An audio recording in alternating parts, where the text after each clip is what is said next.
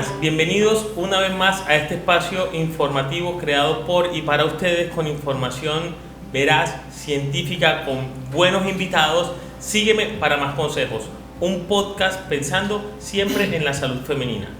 En el día de hoy tenemos a un invitado muy especial, es el doctor Jorge Castilla, que es cirujano, mastólogo y de tejidos blandos, acá en la ciudad de Cartagena. Jorge, bienvenidos y gracias por aceptar esta invitación. Hombre Camilo, muchas gracias por la invitación y aquí estamos para resolver las dudas más frecuentes sobre el cáncer de mama, que es un cáncer muy frecuente en las mujeres. Ok, mi hermano, vale, bienvenido. Bueno, cuéntame una cosa, vamos aquí como a que la gente sepa quién es el doctor Jorge Castilla, quién es Jorge, dónde vive, de dónde viene. Cuéntame, Jorge. Bueno, mi nombre es Jorge Castilla, soy cirujano de mama y tejidos blandos, soy formado en la Universidad Javeriana, cirugía general y con una subespecialidad en cirugía oncológica de la mama y tejidos blandos del Instituto Nacional de Cancerología por intermedio de la Fundación San José Fuchs en Bogotá.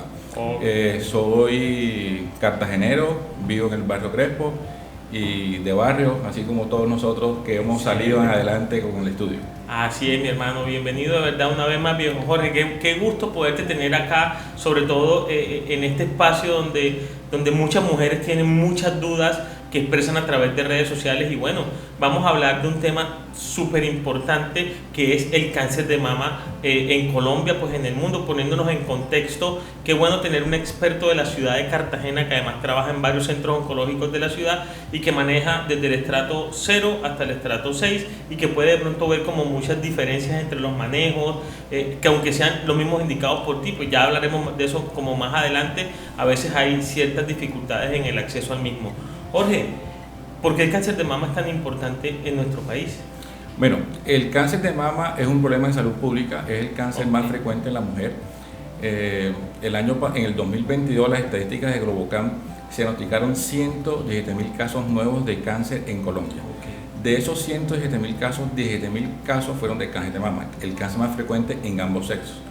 Y de esos 117.000 casos, de esos 17.000 casos se murieron 4.500. ¿Eso qué quiere decir? En estadísticas brutas o en estadísticas sólidas, en números sólidos, que más o menos se diagnostican 46 mujeres día y se mueren 13 mujeres al día por cáncer de mama. Eso, para que la gente se imagine, más o menos 4.000 personas en las Torres Gemelas, yo los comparo, se murieron 3.000 personas. Se mueren más personas por cáncer de mama que en los atentados en las Torres Gemelas. En nuestro país. Entonces las cifras son impresionantes y por eso, como es el cáncer de mama más común, es una enfermedad esporádica, 1 de cada 8 mujeres puede tener cáncer de mama, entonces esa es la importancia de la detección temprana para que las pacientes consulten a tiempo. El cáncer de mama es tan importante en nuestro país, por lo menos, que se conmemora. Tiene un mes en el cual se conmemora, estamos en el mes precisamente del cáncer de mama, y es para resaltar como la importancia de la detección temprana de esta enfermedad, de decir, hacer bulla como que, hey, existe, búscate, tócate, y demostrar los casos más relevantes de éxito que han tenido los mastólogos de nuestro país. Vale, bueno, listo. El cáncer de mama, ¿cómo es de pronto el abordaje de esa paciente o hablando antes de que la paciente se diagnostique? ¿A quiénes se le aplica una prueba de tamizaje en nuestro país, Colombia, para detección de cáncer de mama? Listo. Muy importante la pregunta porque a veces la gente confunde tamización sobre detección temprana. Tamización es la prueba que yo aplico a la población de riesgo. ¿Cuál es la población de riesgo en cáncer de mama? De 50 a 69 años de edad. Eso no quiere decir que tengamos pacientes menos de 50 años con cáncer de mama, que indudablemente la tenemos y ha aumentado un 23% en pacientes premenopáusicas, y también tenemos pacientes mayores de 69 años con cáncer de mama. Entonces la prueba tamiz se le aplica al grupo de riesgo que es de 50 a 69. La prueba tamiz es la mamografía. ¿Cada cuánto se hace esa mamografía? La mamografía, si está normal, se hace cada 2 años. Entonces, ¿qué es la detección temprana? Entonces, la detección temprana es cómo actúa nuestro sistema de salud, el personal sanitario y los pacientes ante cualquier signo de alarma. Y ahí empezamos con las dificultades. Entonces, los pacientes no están educados, el personal sanitario de primer nivel, los médicos generales, a veces la paciente llega con un signo de alarma, no identifica el signo de alarma como signo de sospecha de cáncer de mama y dejan a la paciente sin ningún estudio. Y la paciente cuando quiere consultar a los 6 meses, 4 meses, ya ha cambiado el estadio. Entonces, por eso es importante tanto la concientización, la educación a la población y al personal sanitario con educación de autoexamen, cómo se diagnostican las lesiones sospechosas, para que en esa simbiosis de paciente y personal sanitario hacer detección temprana. Okay. ¿Cómo es o cómo, de acuerdo a las guías, porque este tipo de contenido lo consumen claramente pues muchas pacientes del común o muchas personas del común, pero de golpe instruir bien a una paciente puede hacer que de una u otra forma retroalimente un médico que de pronto no esté haciendo las cosas tan bien? ¿Cómo debería ser como el algoritmo ideal o la ruta normal para un diagnóstico de un cáncer de mama? Bueno, entonces tenemos la clínica del paciente, tenemos la lesión sospechosa por imagen y tenemos que hacer una biopsia. Entonces, ¿cómo es la ruta de atención del cáncer de mama? Lesión sospechosa, se hace una biopsia y yo tengo que tener un inicio del tratamiento, idealmente, que eso es la ruta de atención, en menos de 30 días. Los pacientes se están gastando 45 días, que es un tiempo ideal, un tiempo bueno.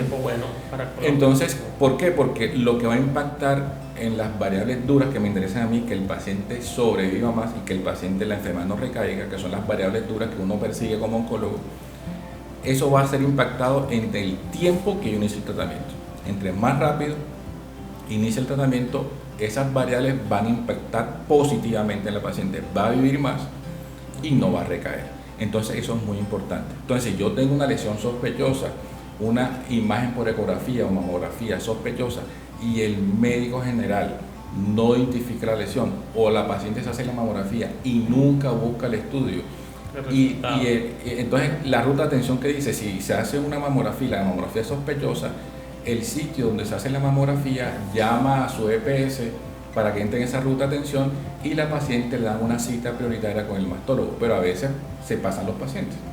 Pero que es lo ideal, que el paciente sea, perdón la palabra, intenso con los estudios y pedir la cita, porque a veces se pierde esa trazabilidad y la paciente no la llaman o no le apartan la cita o no consulta. Eso es demasiado importante.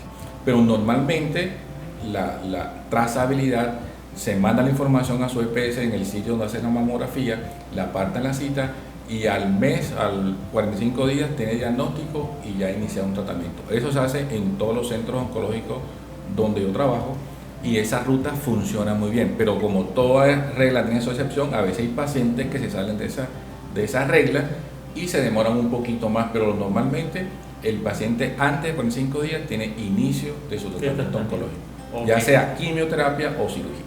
Ok, perfecto.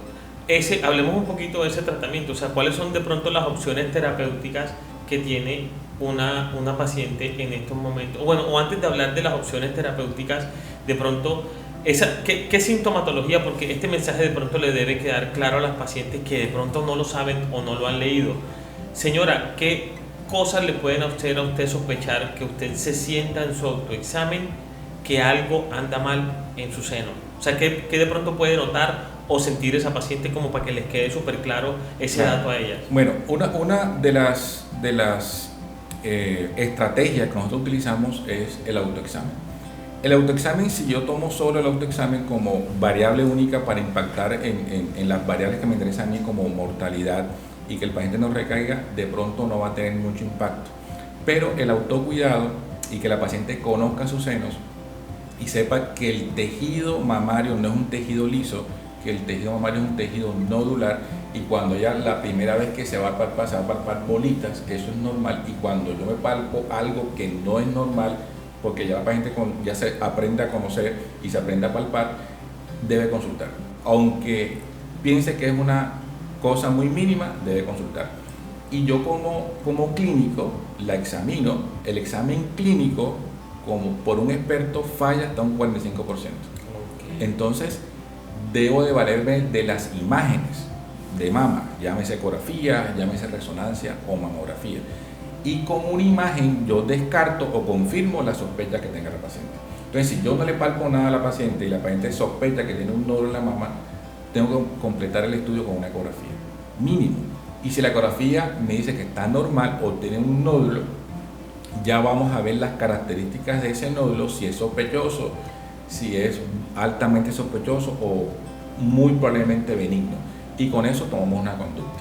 Entonces, cuando ya tenemos un nódulo sospechoso, le hacemos la biopsia y con la biopsia vemos qué tratamiento le vamos a hacer. Listo. La paciente llega a tu consulta con un diagnóstico de cáncer de mama.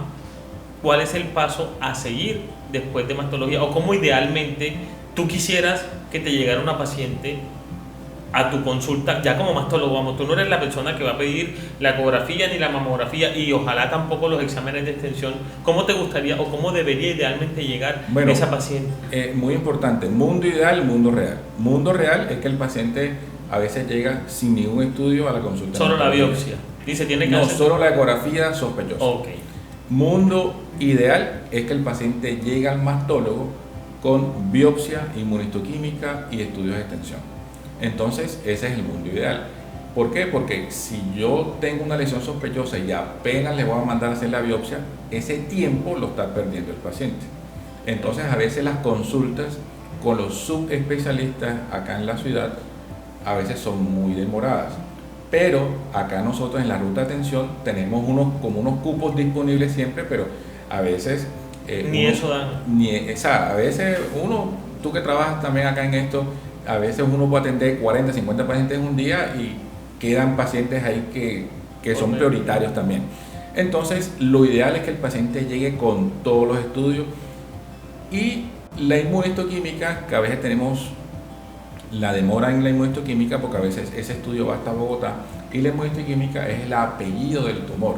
Nosotros clasificamos desde el punto de vista biológico el cáncer de mama en 4. O sea, los luminales, que pueden ser luminal A, luminal B, el ER2 puro, que es el que expresa una proteína que hace que ese tumor crezca un poco más rápido, los triple negativos que no expresan nada y los que expresan hormonas y los que expresan la proteína, el ER2. Entonces, ¿por qué es muy importante y nosotros no tomamos conductas si no tenemos esa información? Porque hay pacientes que pueden tener tumores pequeños, pero se benefician inicialmente de quimioterapia antes de la cirugía, que puede tener 4 escenarios: que el tumor desaparezca, que el tumor disminuya, que no pase nada o que el tumor aumente. Entonces, lo ideal normalmente está en los 2 primeros escenarios: que el tumor disminuya o que el tumor desaparezca, y eso va a impactar positivamente en su pronóstico. Si el tumor desaparece, es una respuesta patológica completa. Entonces son muy importantes. Ok, perfecto, listo. Se le hacen los estudios de extensión, se le hace quimioterapia, bien sea en adyuvante o un manejo quirúrgico. ¿Qué sigue después para una paciente que tiene un diagnóstico de cáncer de mama? Bueno, entonces, primero el cáncer de mama lo dividimos en 2 grupos, que es el carcinoma in situ, que es el carcinoma que solamente puede dar metástasis de un 1 al 3%, y el carcinoma invasor, que es el que se divide en 4 perfiles biológicos. Entonces, el carcinoma invasor es el que tiene capacidad de dar metástasis y, de acuerdo al estadio, uno puede iniciar el tratamiento ya sea con quimioterapia, con cirugía o con radioterapia. Entonces, opero a mi paciente las 2 tipos de cirugía: una cirugía conservadora o una cirugía radical, que tiene unas indicaciones precisas de acuerdo al tamaño de la mama, el tamaño del tumor. Si es un tumor multicéntrico, es el tumor que yo palpo un tumor, pero hago un estudio y salen otros tumorcitos en diferentes sitios de la mama, un tumor multicéntrico. O los tumores, a veces por los estudios, la paciente llega por un tumor en la mama derecha y en los estudios le diagnostico otro tumor en la mama izquierda. Entonces vamos a hablar de tumores sincrónicos, entonces los tratamientos son diferentes. Pero la cirugía como tal son radicales o cirugías conservadoras. Las radicales las acompañamos con reconstrucciones inmediatas. Tenemos un equipo en Cartagena de buenos cirujanos plásticos que hacen buenas reconstrucciones mamarias inmediatas, o esa reconstrucción puede ser diferida. Y las indicaciones de la mastectomía a veces no son negociables con los pacientes si tiene compromiso de la piel, si tiene el tumor de más de 5 centímetros, ¿verdad? Entonces no tiene indicación de hacer cirugía conservadora. Entonces, a veces uno opta por un manejo radical en estos tipos de pacientes. Perfecto. Y si por el contrario la paciente llega y sin tener una indicación, porque esto lo ve como mucho uno, y yo creo que por lo menos en ginecología oncológica es como: doctor, sáqueme todo. Doctor, ¿por qué no me quita completamente el seno o por qué no me quita los dos? ¿Qué hay para decirle a esas pacientes con respecto a un manejo radical donde de pronto no estaría indicado? Listo, muy importante tu pregunta. Entonces, cuando uno hace una cirugía radical, si la paciente desea una cirugía radical, uno está quitando un 95% del tejido mamario, queda solamente un 5%. En ese 5% de tejido mamario que queda, puede desarrollar una enfermedad in situ o una enfermedad invasora. Entonces, la cirugía radical no te va a quitar el riesgo 100%. Okay. Entonces, eso uno se lo deja muy claro a la paciente. ¿Y qué aboga uno? En todo el mundo es preservar la mama. Duele menos y no es una cirugía mutilante. De 10 pacientes que uno hace mastectomía, de 4 a 6 pacientes quedan con dolor crónico y es un dolor neuropático. Entonces las pacientes pueden hacer también como miembro fantasma cuando le hacen una amputación, porque uno está amputando una parte del cuerpo. Entonces acá en el cerebro esa parte del cuerpo existe y puede ser igualito como el miembro fantasma, como lo hacen con una amputación. Entonces muy interesante. Y el dolor neuropático, ¿verdad? El dolor crónico, en el cáncer de mama contamos con el médico del dolor y es muy complejo el manejo de los pacientes con dolor neuropático. Y ese linfedema y la cosa, claro, entonces lo que uno aboga hoy por hoy es cirugía conservadora, pero a veces eso no es negociable. Si tiene un tumor multicéntrico, yo no le puedo. O si tiene una contraindicación para hacer una radioterapia, que la paciente viva en el sur de Bolívar, que dure 3 días para llegar a Cartagena, entonces el seguimiento no va a ser el adecuado. Esa paciente no se le puede hacer cirugía conservadora, porque el seguimiento es muy difícil. Entonces, uno aboga por cirugía radical en estos casos. Perfecto. Compa, una pregunta. ¿Qué dicen o qué te comentan a ti las pacientes que han tenido que vivir o qué sigue para una paciente después de un diagnóstico y manejo para cáncer de mama? O sea, ¿cómo es la vida de esas pacientes después de un manejo, bien sea conservador o con una mastectomía? Bueno, eso es muy importante, que las pacientes pueden tener su vida normal. Okay. Toda intervención que nosotros hacemos en oncología tiene efectos colaterales y todo lo que hacemos nosotros produce dolor. La cirugía, la quimioterapia y la radioterapia produce dolor. Entonces, yo tengo pacientes que son vigilantes, hasta pacientes que son gerentes de empresas, y las limitaciones se las coloca el paciente. Acabo de ver ahorita que vengo de consulta una paciente psicóloga que tiene una neuropatía grado 3 y la paciente no se deja milanar por su efecto colateral de la quimioterapia y lleva su vida de lo más normal. Okay. Lo único que me dice, doctor, a veces se me caen las cosas en las manos, pero ella trata de llevar su vida lo más normal posible. Y para eso también existe un equipo que es la rehabilitación. Nosotros, esto no solamente es el oncólogo, el cirujano, el radioterapeuta. Nosotros contamos con psicología, con fisioterapia, rehabilitación, fisiatría, esto es de todo. Todos aportamos un granito de arena para que remamos para el mismo lado, para que llevar ese barco al objetivo, que la paciente viva más y no rehaga su enfermedad. Ok, porque algunas pacientes quedan tomando medicamentos orales y otras no. Hay muchas pacientes que tienen como esa duda, como que, doctor, yo sí quedé con medicamento, pero mi prima que también tuvo cáncer de mama, no. ¿Por qué no le aclaramos como esa duda a las pacientes que no tienen ningún tipo de terapia eso más allá de la cirugía? De lo que te comentaba al inicio de la charla, la inmunohistoquímica. Si el tumor de la paciente no expresa hormonas, no le puede hacer un bloqueo hormonal. Entonces, las pacientes que toman el medicamento, que es mínimo 5 años, otros lo hacen por 7, otros lo hacen por 10 años. Eso depende del riesgo que tiene la paciente de recaída, que el tumor reaparezca, y eso lo hace uno con la patología, el tamaño del tumor, si no respondió a la quimio, o si no tuvo respuesta en la axila, los ganglios fueron positivos. Lo más probable es que esa paciente va a recibir un bloqueo hormonal, que es una quimioterapia tomada, mínimo por 10 años. Pero el bloqueo hormonal se hace únicamente a los pacientes luminales, no a todos los pacientes. Si el paciente es HER2 positivo, esa paciente va a recibir un medicamento que se llama trastuzumab antes de la cirugía le hacemos 4 o 6 ciclos antes de la cirugía, la operamos y va a completar después de la cirugía hasta 18 aplicaciones de este medicamento. Entonces eso es muy importante. Ok. Doctor, ¿a mí se me va a caer el cabello con la quimioterapia siempre o hay alguna posibilidad que no se me caiga? Bueno, entonces hay unos ciertos medicamentos, por ejemplo, el trastuzumab no tiene ese efecto colateral. Pero ¿qué pasa? ¿Por qué el cabello se cae? Uno se motila cada 10, cada 15 días. ¿Por qué? Porque la célula, el folículo piloso es una célula que se está multiplicando mucho. Las cejas, las uñas, tú tienes que cortar las uñas cada cierto tiempo porque esas células se multiplican mucho. Entonces, la quimio normal, ¿qué hace? Va a atacar esa célula que se multiplica mucho porque la célula tumoral se multiplica demasiado. Entonces, esa célula va a identificar la célula del folículo piloso como si fuera una célula maligna.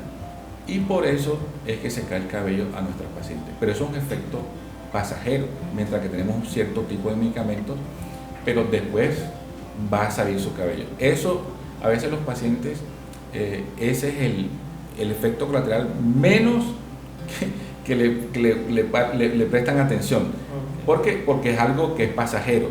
Pero los otros que son permanentes, como la neuropatía, que a veces el paciente puede hacer una cardiotoxicidad por los medicamentos, esos son los más severos, o la neumonitis, ¿verdad? Entonces, todas esas cosas, pero la caída de cabello a unas pacientes sí es importante, no es que, pero a otras pacientes no le...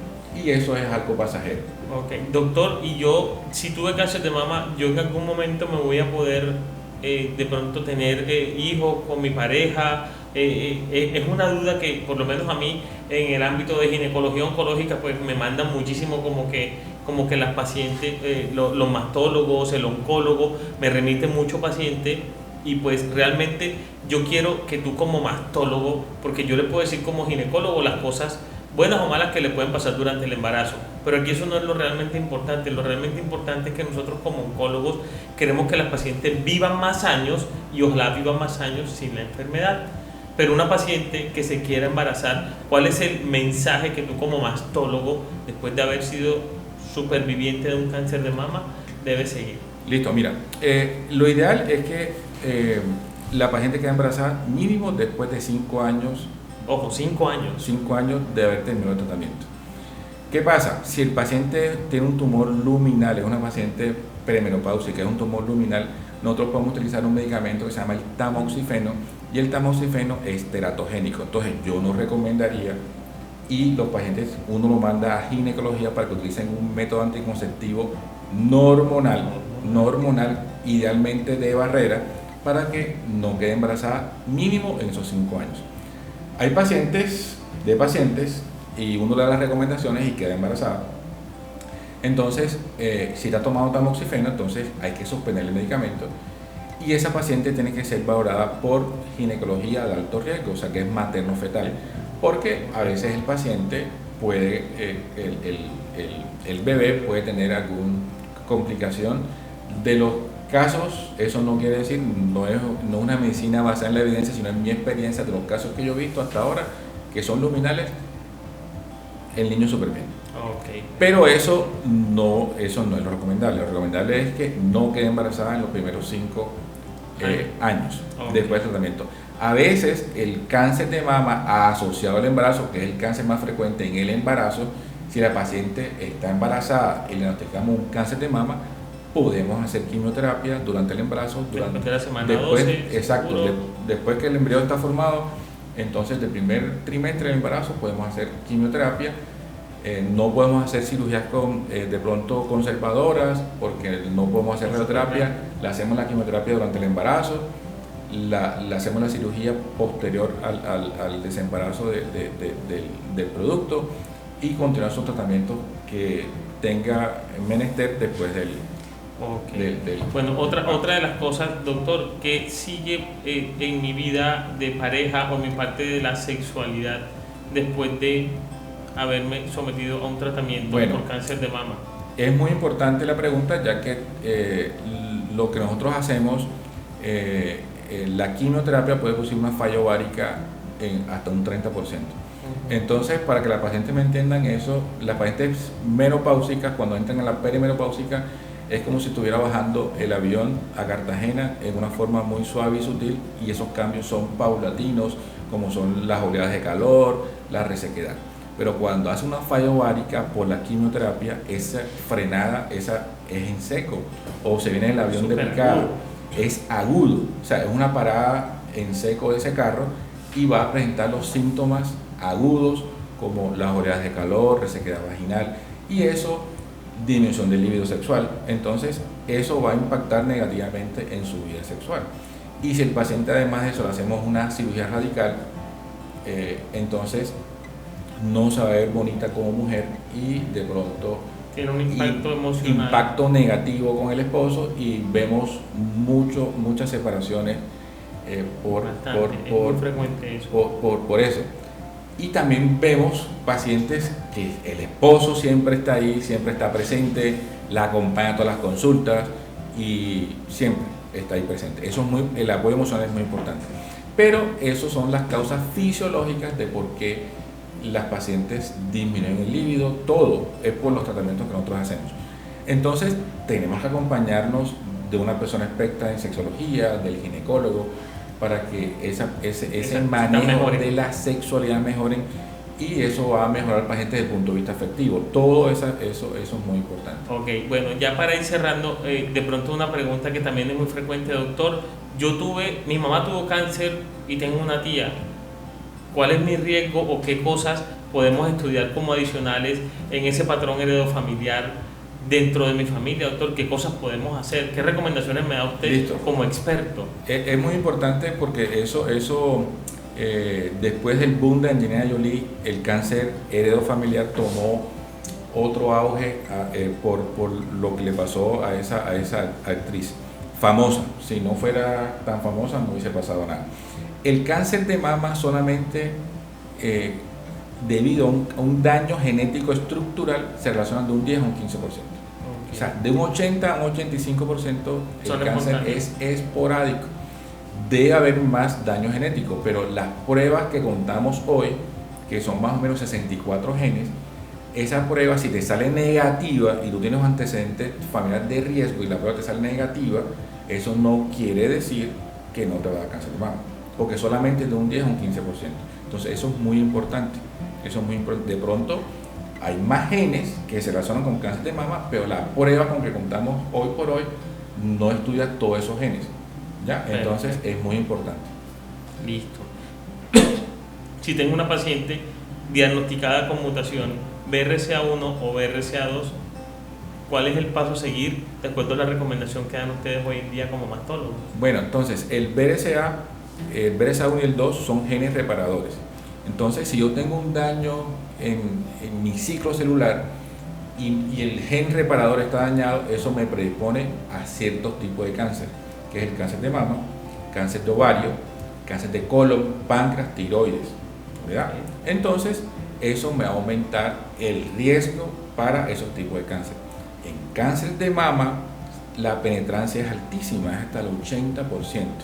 Entonces, si yo le digo a la paciente, mira, tienes un 80% de que tengas cáncer en la mama contralateral, ¿verdad? La paciente va a decir, hombre, doctor, quíteme el seno. Entonces, lo podemos manejar de tres formas. Uno es con quimioprevención, con pacientes de alto riesgo que se hacen imágenes cada 6 meses, o los pacientes con cirugía. Cirugía reductora de riesgo. Eso es para los pacientes que no tienen enfermedad. Pero los pacientes que tienen la patología, uno le ofrece la mastectomía reductora de riesgo del lado contralateral. Pero el paciente sano, como la paciente Angelina Jolie, que se hizo su mutación por todo, la mamá salió positiva, ella se hizo la mutación, salió positiva y ella se hizo mastectomía reductora de riesgo bilateral y oforectomía.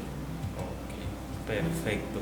Bueno, ¿alguna consideración final, Jorge, para esas pacientes de pronto que estén en estos momentos luchando contra esta enfermedad de cáncer de mama, o para aquellas pacientes que ya han pasado, que de pronto miran hacia atrás y dicen, wow, por todo lo que pasé y gracias a Dios hoy estoy libre de esta enfermedad? Tú como mastólogo, ¿qué les puedes decir?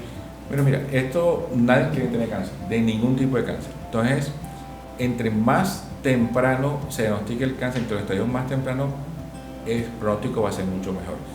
todo lo que hacemos a nuestras pacientes es con intención de curarlas. Pero siempre uno tiene que darle la información correcta a los pacientes. La historia natural del cáncer de mama es que en algún momento de la vida recaiga, y por eso son los controles.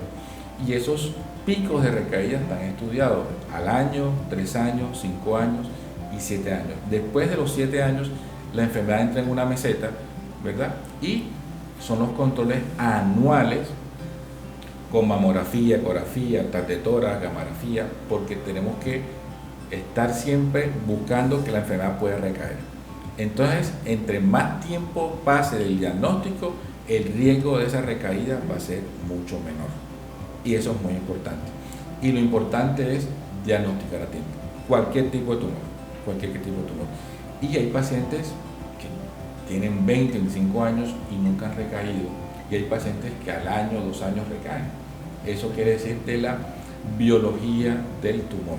Entonces, lo importante es diagnosticar a tiempo. Si tiene una recaída, diagnosticarla a tiempo. Y tenemos muchos tratamientos, muchas estrategias terapéuticas para cada escenario. Eso es muy importante. A veces, en años anteriores, antes del 2000, los pacientes fallecían. Ahora tenemos pacientes metastásicos con una sobrevida de 5 o 7 años. Entonces, eso es muy importante. Excelente. Bueno, Jorge, de verdad, muchísimas gracias, y a todas las personas que consumen este contenido o que nos ven a través de este podcast. Gracias por estar aquí, gracias por aceptar esta invitación, gracias por venir a compartir este conocimiento, que es un conocimiento supra especializado, un conocimiento de información veraz, de información de alta calidad para los pacientes, y bueno, de verdad que qué gusto tenerte por acá. Muchas gracias, Camilo, por la invitación. Bueno, y a todos los que nos ven en este espacio, en este podcast, no olviden seguirme para más consejos.